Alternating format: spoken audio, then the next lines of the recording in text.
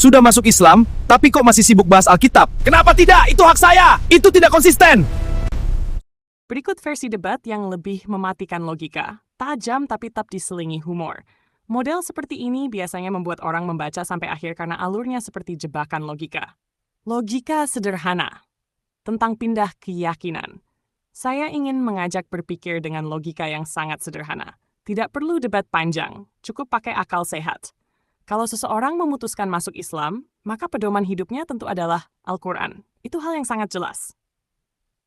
Namun yang sering saya lihat justru agak membingungkan. Ada orang yang dulu Kristen, lalu masuk Islam.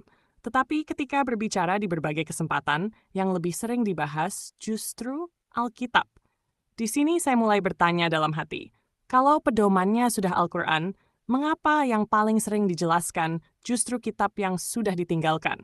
Ini seperti seseorang pindah rumah. Rumah baru sudah ditempati, alamat sudah diganti, tetangga sudah baru. Tapi setiap hari dia berdiri di halaman rumah barunya sambil berkata kepada tamu, "Baik, hari ini saya akan menjelaskan lagi struktur rumah lama saya." Tamu yang datang pasti bingung. "Pak, ini kita lagi berkunjung ke rumah baru atau ikut seminar nostalgia?" Contoh lain yang lebih lucu. Bayangkan ada pemain sepak bola yang pindah klub, sudah pakai jersey baru, sudah tanda tangan kontrak baru.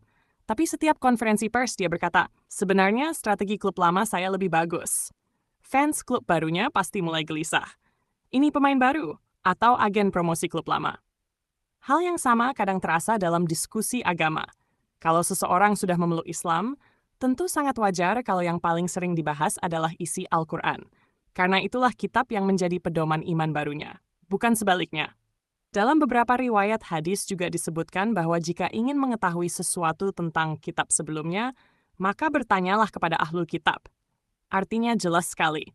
Tanyakan kepada orang yang memang masih memegang kitab tersebut, bukan kepada orang yang sudah meninggalkannya. Logikanya sama seperti ini. Kalau kita ingin tahu aturan sebuah perusahaan, kita tanya karyawan yang masih bekerja di sana, bukan orang yang sudah resign lalu berkata, "Dulu sih begitu." Tapi sekarang saya juga tidak tahu lagi. Sebagai seorang umat Kristen, saya jujur saja merasa agak risih melihat fenomena ini. Ada orang yang dulunya Kristen, lalu menjadi Muslim. Namun dalam banyak kesempatan, yang sering dibahas justru isi Alkitab dengan mengambil potongan ayat sana-sini. Sementara Al-Quran, yang seharusnya menjadi pedoman iman barunya, justru tidak banyak dijelaskan. Ini menciptakan ironi yang cukup aneh. Kitab yang ditinggalkan dibahas terus. Kitab yang dijadikan pedoman baru justru jarang dibuka. Kadang saya berpikir sederhana saja. Kalau